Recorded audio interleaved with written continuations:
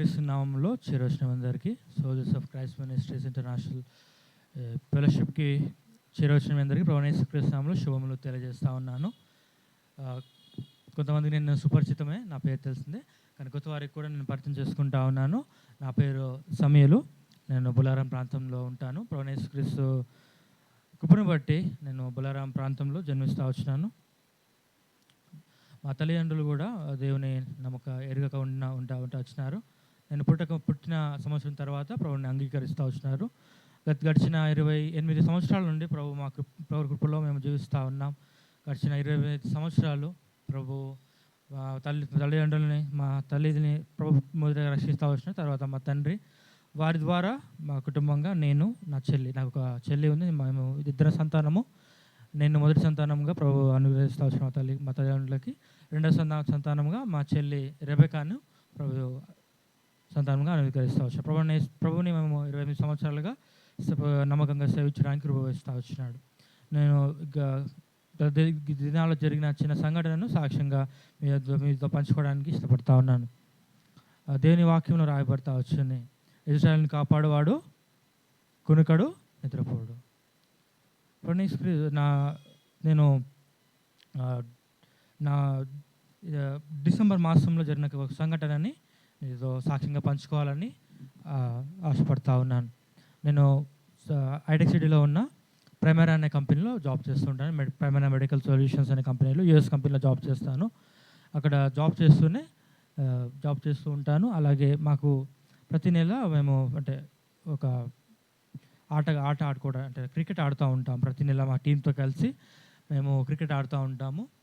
అలాగే డిసెంబర్ నెల 20వ తారీఖున మేము సాయంత్రం పూట మాకు ఆఫీస్ అయిపోయిన తర్వాత అందరం టీమ్మేట్స్ కలిసి అందరం కూడా క్రికెట్ ఆడడానికి వెళ్తూ వచ్చాం. అప్పుడు మేము ఒక 5-6 నెలల నుంచి కూడా మేము ఆడుతూ ఉన్నాము. కానీ తెలీదు ప్రభు చిత్తం ఏదో మన జీవితాల్లో ఏది కూడా అనుమతించినా కానీ ప్రభు చిత్తమై ఉంటుంది, లేదా ప్రభు ఏదో ప్రణాళిక కలిగి ఉంటాడు, అందుకని అనుమతిస్తాడు. అయితే ఆ దినమున నేను మేము క్రికెట్ ఆడుతూ ఉన్నాం. 2-3 మ్యాచ్లు అయితే వచ్చినాయి. ఆ తర్వాత ఇంకో 2 మ్యాచ్లు ఉన్నాయి అనగా నేను క్యాచ్ పెట్టాను, ఫీల్డింగ్ చేస్తూ ఉన్నాను. క్యాచ్ పెట్టడానికి నేను ఇట్లా జంప్ చేస్తూ వచ్చినప్పుడు నా కాలు, నా యాంకిల్ అనేది నేను జంప్ చేసి కరెక్ట్గా యాంకిల్ మీద ల్యాండ్ అయ్యాను. నా బాడీ వెయిట్ అంతా కూడా, నా శరీర బరువు అంతా కూడా నా ఒక కాలు మీద పడడం వల్ల నా కాలు అనేది బెనిక్కి మొత్తం ఒక సైడ్ మొత్తం ఇట్లా బాడీ, నా శరీరం అంతా తిరిగి కింద పడిపోతూ వచ్చినాను. చూసేసరికి నా కాలు అనేది, నేను షూ వేసుకొని ఉన్నాను. సాక్స్ తీసేసరికి నా కాలు రైట్ సైడ్ అంటే నా రైట్ కాలు అనేది మొత్తం ఇట్లా ఒక బంతిని కాలు లోపల పెడితే ఎంత ఉంటుందో అంతగా వాసిపోయింది. మొత్తం స్వెల్లింగ్ వచ్చేసరికి నాకు నడవలేకపోయాను. అలాగే అక్కడ పడున్నాను. ఫ్రెండ్స్ నన్ను లేపుకొని వచ్చి సైడ్ కూర్చోబెడతా వచ్చినారు. అర్థం కావట్లేదు, ఒకటే నొప్పి పెడతా ఉంది, ఏం చేయాలని అర్థం కావట్లేదు. అలాగే ఏం చేశానంటే దగ్గరలో మా ఫ్రెండ్ ఉంటే వారి ఇంటికి వెళ్ళి ఒక వాల్నీ స్ప్రేని పెట్టుకుంటూ వచ్చాను. వాల్నీ స్ప్రేని పెట్టుకొని అలాగే ఇంటికి వెళ్ళిపోయి అలాగే షూ వేసుకొని, కొంచెం స్వెల్లింగ్ తగ్గింది, షూ వేసుకొని అలాగే మళ్ళీ బొలరాం ప్రాంతానికి వెళ్ళిపోతూ వచ్చినాను. వెళ్ళిపోయిన తర్వాత ఒక 2 రోజుల తర్వాత ఒక బోన్ సెట్టింగ్ సెంటర్కి వెళ్ళాను. నార్మల్గా మనం డబ్బులు సేవ్ చేసుకోవడానికి ఇలాంటి దెబ్బలు తగిలినప్పుడు బోన్ సెట్టింగ్ సెంటర్ దగ్గరికి మామూలుగా వెళ్తూ ఉంటాం. నేను కూడా నార్మల్గానే వెళ్ళాను. వాళ్ళు కూడా అది ఏం ఫ్రాక్చర్ ఏం కాదు, చిన్నదే అని చెప్పేసి వాళ్ళు చిన్నగా దానికి ఆయిల్ పెట్టి మసాజ్ చేయడం జరిగింది. నాకు యాంకిల్ మాత్రమే, అంటే కాల్లో చిన్న భాగం మాత్రమే నాకు ఇక్కడ, అంటే ఇప్పుడు ఇది పాదం అనుకుంటే ఇక్కడ మాత్రమే నాకు స్వెల్లింగ్ ఉంది, ఇక్కడ దెబ్బ తగిలింది నాకు. వారు మసాజ్ చేయడం వల్ల ఇక్కడున్న వాపు మొత్తం పాదాన్ని పాకింది. మొత్తం పాదం అంతా, కాలంతా వాసిపోయింది, మొత్తం వాసిపోయి వాళ్ళు కట్టిన పట్టి కూడా, వాళ్ళు కడతారు కదా పట్టి, అది కూడా టైట్ అయిపోయి తీసిన తర్వాత 26వ తారీఖున నేను ఆఫీస్కి వెళ్ళాను. ఆ బరువు నొప్పి ఉన్నా కూడా అలాగే ఆఫీస్కి వెళ్ళాను, ఎందుకంటే ఆఫీస్లో పర్మిషన్స్ ఇవ్వరు. వెళ్తూ వచ్చినప్పుడు వాళ్ళు గమనించారు స్వెల్లింగ్ చాలా ఎక్కువ అయిపోతూ వచ్చింది. నాకు కూడా వ్యక్తిగతంగా అనిపిస్తూ వచ్చింది, కానీ ఎందుకో చిన్నది వెళ్ళిపోతుందిలే అన్నట్టుగా నేను దాన్ని తీసి పారేస్తూ వచ్చాను, అంటే చాలా నిర్లక్ష్యం చేస్తూ వచ్చాను. అయితే 26వ తారీఖున ఒక ఆర్థోపెడిషియన్ని బొల్లారం ప్రాంతంలోనే ఆర్థోపెడిషియన్ని కలుస్తూ వచ్చినప్పుడు అతను స్కానింగ్ తీయించాడు. ఫస్ట్ స్కానింగ్ తీయించండి, అప్పుడు తెలుస్తుంది ప్రాబ్లం ఏందో, ఏ సమస్య ఏందో తెలుస్తుందని చెప్పినప్పుడు ఆర్థోపెడిషియన్ దగ్గరికి వెళ్తూ వచ్చినప్పుడు స్కానింగ్ తీసినప్పుడు ఆ స్కానింగ్లో 2 చోట్ల నా కాలు అనేది హెయిర్ లైన్ ఫ్రాక్చర్ అండి. హెయిర్ లైన్ ఫ్రాక్చర్ అనగా మన బొక్క విరగడం కాదు కానీ, ఎముక విరగడం కాదు కానీ అక్కడ క్రాక్ రావడం, అంటే క్రాక్ వస్తుంది. క్రాక్ 2 చోట్ల క్రాక్ వచ్చింది, హెయిర్ లైన్ ఫ్రాక్చర్ అని చెప్తారు దాన్ని.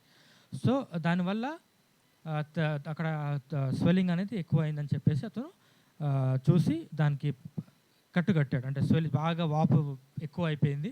సో వాపు తగ్గడానికి ఒక 5 రోజుల కోసం మెడిసిన్స్ ఇచ్చి, మందులు ఇచ్చి, అలాగే ఒక సిమెంట్ పట్టి కడతా వచ్చినాడు. 5 రోజులు రెస్ట్ తీసుకున్న తర్వాత మళ్ళీ రమ్మంటూ వచ్చినాడు. ఆ తర్వాత వెళ్ళినప్పుడు స్వెల్లింగ్ కొంచెం లైట్ తగ్గిన తర్వాత మళ్ళాగా ఇంకో పర్మనెంట్ ప్లాస్టర్ వేస్తూ వచ్చినాడు. అది ఒక 30 రోజులు ఉండాలి. 30 రోజుల పాటు అలాగే బెడ్ రెస్ట్ అవుతా వచ్చింది. ఒక కర్రని తీసుకొని, ఆ జీవితంలో ఎప్పుడు కూడా అనుకోలేదు కర్ర పట్టుకొని నడుస్తానని చెప్పేది. నా ఫ్రెండ్స్ చాలామంది దెబ్బలు తగులుతుంటే, యాక్సిడెంట్లు అవుతూ ఉంటే నేను అనుకునేవాడిని, ఏమంటారు, ఏదో అంటే తక్కువగా చూసేవాడిని. అంటే దేవుని కృప, దేవుని చిత్తము ఏది లేకుండా కూడా మన జీవితంలో ఏది జరగదు అనేది అనిపిస్తుంది. దేవుడు మేబీ నన్ను ఏదో పెద్ద ప్రమాదం నుండి దేవుని తప్పించడానికే చిన్నగా దేవుడు చేశాడేమో అని నేను భావిస్తూ ఉన్నాను. ప్రభుని అందు విశ్వాసం ఉంచి మనం కూడా మన జీవితంలో ఏది జరిగినా కూడా దాని వెనుక దేవుని కార్యము, దేవుని ఆలోచన, దేవుని ఉద్దేశం ఏదో ఉండే ఉంటుంది. ఏ శ్రమ వచ్చినా, ఏ కష్టం వచ్చినా, ఏ నష్టం వచ్చినా కానీ దేవుని కృపా చిత్తం ఉంటేనే జరుగుతుంది. అలా 30 రోజులు నేను బెడ్ రెస్ట్ తీసుకుంటూ వచ్చిన తర్వాత నేను స్కానింగ్కి వెళ్ళినప్పుడు దేవుని కృపను బట్టి నాకు ఆ ఫ్రాక్చర్ అంతా కూడా మానిపోతూ వచ్చింది. దాని తర్వాత క్యాస్ట్ తీసిస్తూ వచ్చినారు, ఆ కట్టు తీసిస్తూ వచ్చినారు. నార్మల్గా ఒక కొన్ని రోజుల పాటు ఫిజియోథెరపీ అవసరం ఉంటుంది, కొంచెం ఎక్సర్సైజ్ చేయాలి. ఎందుకంటే నరాలు 30 రోజుల పాటు నరాలు అనేది మూవ్ అవ్వలేదు. నా కాలుకి మొత్తం ఈ కాలు, ఒకవేళ ఇది కాలు అనుకుంటే, మొత్తం కాలు అనుకుంటే ఇక్కడ నుంచి ఇక్కడ వరకు మొత్తం పాదం అంతా పట్టి కట్టేస్తుంది. కాళ్ళలో మూమెంట్ చలనం లేని కారణంగా 30 రోజుల పాటు అలాగే ఉండడం వల్ల నరాలలో ఎలాంటి మూమెంట్ లేదు. నరాలు అనేవి చచ్చిపోయినట్టుగా ఒక దగ్గర ఉండిపోయినట్టుగా అయిపోయాయి. సో మనం దాన్ని ఏమంటారు, మళ్ళీ మామూలుగా నడవాలి అని అంటే కొంచెం టైం పడుతుంది. మళ్ళీ ఇంకో 4 రోజుల పాటు టైం పట్టొచ్చు అన్నాడు. కష్టం అనిపించింది. అప్పటికే నాకున్న సెలవులు, నా లీవ్స్ అనేవి అయిపోతూ వచ్చినాయి. నేను మళ్ళీ వారిని రిక్వెస్ట్ చేస్తూ వచ్చినాను. అయితే దాని రోజు డాక్టర్ చెప్తా వచ్చినాను 4 రోజులు పడుతుందని చెప్పేసి. దేవా ఏంది అని చెప్పేసి అనేది నేను బాధపడతా వచ్చినాను. చాలా నొప్పి పెడతా ఉంది. స్వెల్లింగ్ అయితే ఏమంటారు, ఏదైతే ఏదైతే ఫ్రాక్చర్ అయితే వచ్చిందో ఆ ఫ్రాక్చర్ తగ్గిపోయింది. స్కాన్లో బాగా క్లియర్గానే వచ్చేసింది. కానీ నేను ఎందుకు నడవలేకపోతా ఉన్నాను, నేను ఇంకా ఎందుకు ఇలా ఉంది, ఎప్పుడు తగ్గుతుంది బాధ, ఇంకెంత కాలం అన్నట్టుగా నేను తలస్తూ వచ్చాను. ఆ సమయంలో తలంపు అలా ఉంటా వచ్చింది. కానీ కృపను బట్టి దేవుడు ఒక 2 వారాల తర్వాత నాకు నేనుగా లేచి నడిచే కృపను దేవుడు ఇస్తా వచ్చి ఒక స్టిక్ తీసుకొని నడుస్తూ వచ్చినాను. అలాగే మెల్లమెల్లగా ఆఫీస్కి వెళ్తూ వచ్చినాను. అలాగే యాక్చువల్గా స్టార్టింగ్లో నాకు ఆ దెబ్బ తగిలింది అని మా మేనేజర్కి చెప్తా వచ్చినప్పుడు, మా మేనేజర్ చెప్తా వచ్చి, సరే ఓకే దెబ్బ తగిలింది కదా, సోమవారం ఒక్కరోజు లీవ్ తీసుకో, నెక్స్ట్ డే వచ్చాయని చెప్పాడు. నేను చెప్తా వచ్చాను, నాకు దెబ్బ తగిలిందండి, ఫ్రాక్చర్ అయింది నాకు అని చెప్తా వచ్చినా కూడా అతను, మా మేనేజరు, ఒకరోజు రెస్ట్ తీసుకో వచ్చేంత వచ్చిన కదా.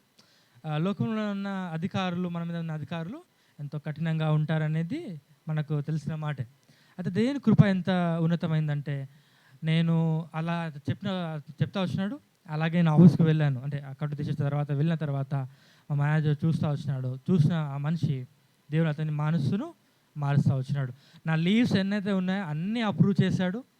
నా లీవ్స్ అప్రూవ్ చేయడమే కాకుండా ఏవైతే లీవ్స్ అయిపోయిన తర్వాత ఇక మిగతా అన్ని రోజులంతా లాస్ అవుతాయి, అంటే జీతం కట్ అవుతుంది, అవి కూడా ఏమంటారు కవర్ అవ్వడానికి. అంటే నేను మళ్ళీ తిరిగి జనవరి 27వ తారీఖు నుంచి మళ్ళీ ఆఫీస్కి వెళ్తా వచ్చినాను.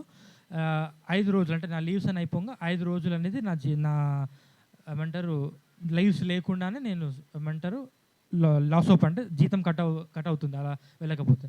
అయితే దేవుని కృపను బట్టి నాకు ఫిబ్రవరి మంత్లో యాడ్ అయిన లీవ్స్ని జనవరి కన్సిడర్ చేస్తూ వచ్చినారు. మామూలుగా అలా కన్సిడర్ చేయరు, దేవుడు వారి మనసును మారుస్తూ వచ్చినట్టు బట్టి 2 లీవ్స్ వారు కన్సిడర్ చేయడం వల్ల నా జీతం కట్ అవ్వకుండా వచ్చింది. అలా 3 రోజులు మాత్రమే నా జీతం కట్ అవుతూ వచ్చింది. దాని కృపను చూస్తూ వచ్చినట్టు దేవుని కృప ఎంత అనంతమైందంటే, నన్ను దేవుడు ఏదో గొప్ప కీడు నుంచి అపాన్ని తప్పించడానికి దేవుడు నన్ను ఇంట్లో కూర్చుంటూ పెట్టాడేమో అనుకుంటాను నేను. దేవుడు ఆ గాయాన్ని కడతా వచ్చినాడు. తిరిగి మీ మధ్య నిలబెడతా వచ్చాను. దానికి కారణము దేవుని కృప, అలాగే సంఘముగా మీరందరూ చేస్తూ వచ్చిన ప్రార్థన. అందుకే మీ అందరికీ కూడా ప్రభు నామమున వందనాలు తెలియజేస్తూ ఉన్నాను. మరొకరికి మీరు ప్రార్థనను జ్ఞాపకం ఉంచుకొని ప్రభు సేవలో, ప్రభు కృపలో, ప్రభుని సహాయం, ప్రభు సేవ పరిచర్యలో కూడా ఇంకా వాడబడుతూ రావాలి. భవిష్యత్ దినాల్లో ప్రభు నా జీవితంలో కలిగిన ఉద్దేశము, నా కుటుంబంలో కలిగిన ఉద్దేశాన్ని దేవుడు నెరవేర్చేలాగున మీరందరూ కూడా నా కొరకు మీ ప్రార్థనలో, అనుదిన ప్రార్థనలో, వ్యక్తిగత కుటుంబ ప్రార్థనలో మీరు జ్ఞాపకం ఉంచుకోవాల్సిందిగా మనం చేస్తూ ఉన్నాం. దేవుడి సాక్ష్యాన్ని దీవించునుగాక. ఆమేన్.